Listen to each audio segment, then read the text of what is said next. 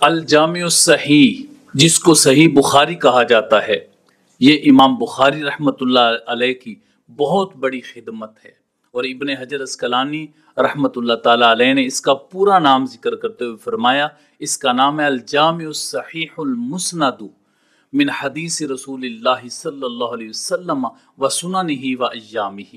اس کا پورا نام صحیح بخاری کا یہ بتایا ہے۔ یہ امام بخاری رحمۃ اللہ علیہ نے بڑی ہی دلچسپی کے ساتھ اس وقت اس کتاب کا آغاز کیا جب آپ کو ایک خواب آیا۔ آپ خواب میں دیکھتے ہیں کہ رسول اللہ صلی اللہ علیہ وسلم سامنے تشریف فرما ہے، آپ کے ہاتھ میں ایک پنکھا ہے اور آپ اس پنکھے کے ساتھ حضور علیہ الصلوۃ والسلام سے مکھیاں اڑا رہے ہیں۔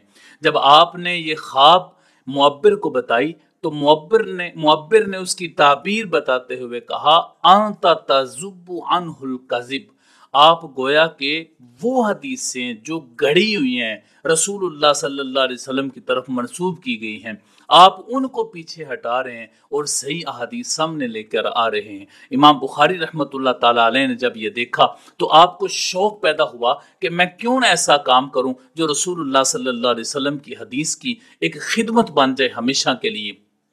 تو آپ نے پھر الجامع الصحیح کا باقاعدہ طور پر آغاز 216 ہجری میں کیا، اور 233 ہجری تک کل 16 سال میں آپ نے یہ کتاب مکمل فرما دی۔ آپ لوگوں کے پاس جاتے، جا کے احادیث جمع کرتے، اور جو ذخیرہ اپنے پاس تھا وہ بھی، اور کل جو ذخیرہ آپ کے پاس تھا جو صحیح احادیث کا تھا، اور اس میں سے آپ نے اس کتاب کا انتخاب کیا، وہ 6 لاکھ احادیث تھی۔ 6 لاکھ احادیث میں سے آپ نے صحیح بخاری لکھی، اور اس جو صحیح بخاری ہے آپ کے نام سے منسوب ہے، صحیح بخاری کے نام پر، اس کی کل تعداد ابن صلاح کے نزدیک 7275 ہے، اور جو تکرار کے ساتھ ہے، اور جو بغیر تکرار کے ہے وہ 4000 ہے۔ اور امام ابن حجر اسقلانی نے جو اس کی بغیر تکرار کی تعداد بتائی ہے وہ 7393 ہے، اور جو تکرار کے بغیر ہے اس کی تعداد بتائی 2623۔ یہ امام ابن حجر اسقلانی نے اس کی تعداد بتائی ہے۔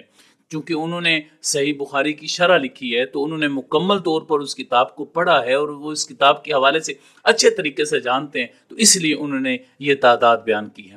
اب بڑی ہی پر لطف بات ہے کہ امام بخاری رحمۃ اللہ علیہ نے یہ جو کتاب لکھی اس کو لکھا کہاں پہ، کیسے لکھا، اس کو کس انداز سے لکھا، اور کہاں بیٹھ کر لکھا؟ سبحان اللہ، اتنی خوبصورت جگہ پر بیٹھ کر لکھا جہاں پر برکتیں ہی برکتیں تھی، بہاریں ہی بہاریں تھی، اللہ کی طرف سے رحمتوں کی برسات تھی، نور کی برسات تھی، جہاں پر امام بخاری رحمۃ اللہ علیہ نے اس کتاب لکھا۔ آپ نے جو احادیث جمع کی اور مسودہ تیار کیا وہ مسجد حرام شریف میں، مکہ المکرمہ میں مسجد حرام شریف میں بیٹھ کر آپ نے وہ مسودہ تیار کیا، اور پھر اس کے اوپر جو تراجم باندھے، جو ہر حدیث کی شروع میں باب باندھا اور اس کے آگے جو تراجم لکھے، جو فقہی اجتہادات سامنے لے کر آئے، وہ کہاں پہ آپ نے بیٹھ کر لکھے؟ وہ پیارے آقا علیہ الصلوۃ والسلام کی مسجد نبوی شریف میں جو ریاض الجنہ ہے، آقا علیہ الصلوۃ والسلام کی قبر مبارک اور منبر کے درمیان جگہ ہے، وہاں بیٹھ کر آپ نے تراجم ابواب قائم فرمائے۔ سبحان اللہ، یہ کیسی جگہ تھی جہاں پر امام بخاری نے اتنا بڑا کام کیا کہ جس کو قیامت تک رہنا تھا۔ پھر امام بخاری رحمۃ اللہ تعالی علیہ نے جو طریقہ اپنایا، اس خوبصورت ان جگہوں پر بیٹھ کر جو بخاری لکھنے کا طریقہ کار اپنایا، سبحان اللہ، اس طریقے کار پر بھی قربان۔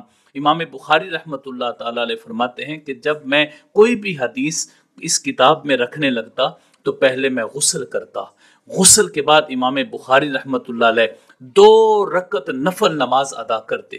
جب آپ 2 رکعت نفل نماز ادا کرتے پھر اس کے بعد آپ استخارہ کرتے، استخارہ کرنے کے بعد پھر آپ، امام بخاری رحمۃ اللہ علیہ فرماتے ہیں کہ پھر میں پیارے آقا علیہ الصلوۃ والسلام سے پوچھا کرتا، یا رسول اللہ صلی اللہ علیہ وسلم یہ حدیث میں رکھوں کہ نہ رکھوں؟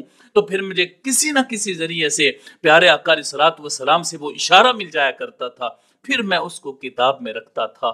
اس کا مطلب پھر یہ ہوا کہ یہ باقاعدہ طور پر کتاب تیار کروائی جا رہی تھی، جس کا درجہ قرآن پاک کے بعد اور حدیث کی باقی کتابوں سے صحت کے اعتبار سے زیادہ ہونا تھا۔ تو اس لیے امام بخاری رحمۃ اللہ علیہ کو اللہ تعالیٰ نے یہ سعادت بخشی۔ اور اس کے علاوہ जिन जिन चीज़ों को इमाम बुखारी रहमतुल्लाह ताला अलैह ने किताब में जमा फरमाया, जिन अहादीस को, वो अहादीस मरफूआ हैं, वो अहादीस मौकूफ़ा भी हैं। इमाम बुखारी रहमतुल्लाह अलैह ने कुछ तालीकात भी बुखारी में जिक्र की हैं, जिनकी तादाद 1341 है। और इसके अलावा एक जगह पर इमाम बुखारी रहमतुल्लाह अलैह ने तख्ती भी की है, यानी हदीस का एक टुकड़ा लेकर उसको बयान किया है उस बाब के तहत। और इसके अलावा जो सुलासियात हैं, यानी जिनमें 3 रावियों का सिर्फ फासला रह जाता है, लंबा फासला नहीं होता, सिर्फ 3 रावी होते हैं रसूलुल्लाह सल्लल्लाहु अलैहि वसल्लम तक, उसको सुलासियात कहते हैं। वो कुल तादाद उसकी 22 है। और इसमें एक बड़ी ही और ज्यादा पुरलुत्फ बात यह है कि इमाम बुखारी रहमतुल्लाह अलैह ने इन 22 अहादीस में से 11 अहादीस हजरत मक्की बिन इब्राहिम से सुनी है, जो इमाम आजम अबू हनीफा रहमतुल्लाह अलैह के शागिर्द हैं। इसका मतलब है कि इमाम आजम अबू हनीफा रहमतुल्लाह अलैह इमाम बुखारी रहमतुल्लाह अलैह के दादा उस्ताद हैं।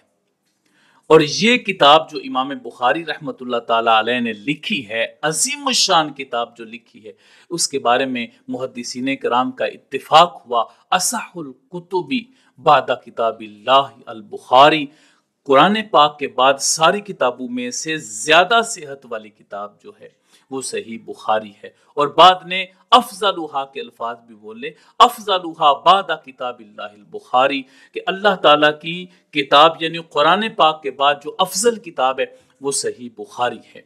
और इमाम बुखारी रहमतुल्लाह अलैह ने खुद इस किताब के बारे में ये फरमाया, मा अदखलतु फी हाज़ल किताबी इल्ला मा सहा, मैंने इस किताब में वो दाखिल किया है जो सही था, यानी सही अहादीस में लेकर आया हूं। और फिर फरमाया व तरक्तु मिनस सिहाही कई ला यतूलुल किताब, फरमाते हैं कि मैंने लंबी लंबी हदीसें बहुत ज्यादा छोड़ दी हैं ताकि किताब बहुत ज्यादा लंबी ना हो जाए, उसके इख्तिसार को पेश नजर रखते हुए मैंने उसको मुख्तसर रखा है ये किताब। अब यहाँ पे एक बड़ी जरूरी बात कि क्या सही बुखारी की सारी अहादीस सही हैं, इस पर तो इत्तेफाक है कि इमाम बुखारी रहमतुल्लाह अलैह की जो अपनी शराइत थी उसके मुताबिक उन्होंने सारी अहादीस मुकम्मल तौर पर उसमें सही रखी हैं। और मुहद्दिसीन कराम की भी कसीर तादाद ये फरमाती है कि उसकी सारी अहादीस सही हैं।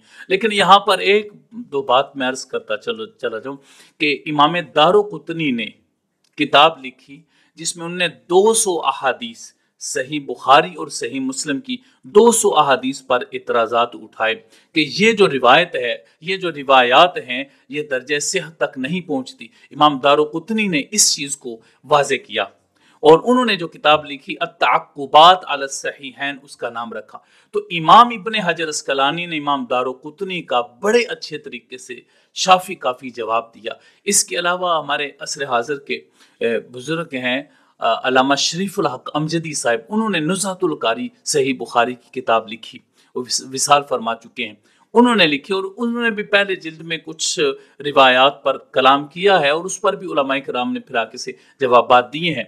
लेकिन बात यह है कि इमाम बुखारी रहमतुल्लाह ताला अलैह की ये जो खिदमत है, ये हमेशा ही हर दौर में ही उसकी वही अहमियत रही जो उसकी पहले थी और वही अहमियत उसकी आज भी है।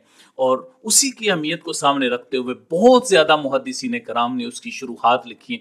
किसी भी किताब का अंदाज़ा उसकी शुरुआत से भी लगाया जाता है कि उसकी शुरुआत किस कदर लिखी गई हैं। तो इमाम इब्ने हजर अस्क़लानी ने फ़तहुल बारी के नाम से उसकी शरह लिखी है, अल्लामा बदरुद्दीन आइनी ने उम्दतुल कारी के नाम से उसकी शरह लिखी है, और अल्लामा कुस्तलानी ने इरशादुस सारी के नाम से उसकी शरह लिखी, और इमाम बज़दवी ने शरह हुसैन बुखारी के नाम से लिखी, इब्नुल अरबी मालिकी ने शरह सहीह बुखारी के नाम से लिखी। और इसके अलावा जो बुखारी शरीफ की उर्दू में तफसीर है उसमें अल्लामा गुलाम रसूल सईदी साहब ने निअमुल बारी के नाम से किताब लिखी है, और शरीफुल हक अमजदी साहब ने नुज़हतुल कारी। इसके अलावा दीगर उलमाए देवबंद और दीगर लोगों ने भी काफ़ी ज़्यादा इस हवाले से खिदमात सर अंजाम दी हैं जिन्होंने सही बुखारी की शुरुआत लिखी हैं। तो इससे भी अंदाज़ा होता है कि अल्लाह ताला ने सही बुखारी को एक मकाम अता फरमाया है। तो ये सही बुखारी के बारे में चंद एक इख्तिसार के साथ चीज़ें थी जो मैंने आपके सामने रखी हैं। अल्लाह ताला हमें इस ज़ख़ीरा को अपने सीनों में महफूज करने की तौफीक अता फरमाए। आमीन या रब्बल आलमीन। व सल्लल्लाहु अला हबीबिही सय्यदना मुहम्मदिन व आलिहि व सहबिही व बारिक व सल्लम।